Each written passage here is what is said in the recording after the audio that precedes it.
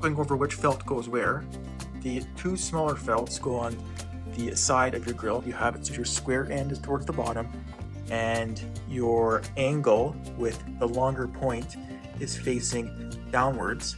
And then just staple this one on, and we'll move on to the top portion. The top portion stapled on as well, and you have it so your longer point on your angle is facing downwards. So these two will create a seal here and they'll connect together. And then moving along to the driver's side, this angle is actually opposite, and you have it so the longer point on your angle is facing upwards. And then finally will be on your small felt seal here. Your longer angle is on the down point here, and we'll just staple it on, and your square end is finally on the bottom as well as the same with your other side piece. And now we'll go through how to install your last staple on your felts. I am now going to show you guys how to install your staples onto your radiator seals here. And they'll just go through these small holes that are from the factory. And these holes right here is where the staple will be pushed through.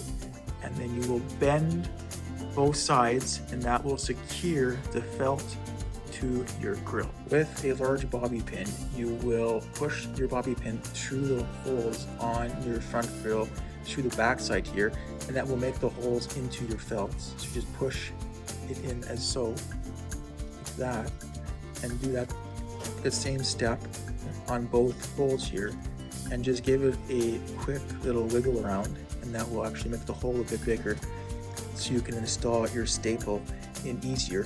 Now it is time to install your staple into your radiator felt seal here. And these two little small holes that were made using your bobby pin from the back side here, you can see them, and they might be kind of hard to get staple through because the staple might get caught on your felt here, but just kind of wiggle it through and it will just push right through like that, and it will come out the back side here. And now we have to get these parts of your staple through the two holes on your grill here, and we'll just push it through, and then we'll bend it to secure it. Push your staple through your front grill here, and just line up your holes, push your staple through the two holes, and now we'll come out the other side. Now we will bend the staple. Push your staple firmly against the grill here, and now use a pair of needle nose pliers to bend the sides of your staple.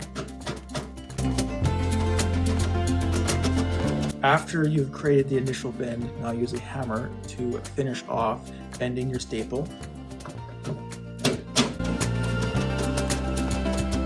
And just like that, your staple is installed, and that's how you install all the staples. It's fairly simple. It's just gonna take you some time and some frustration, but you guys should be able to get it.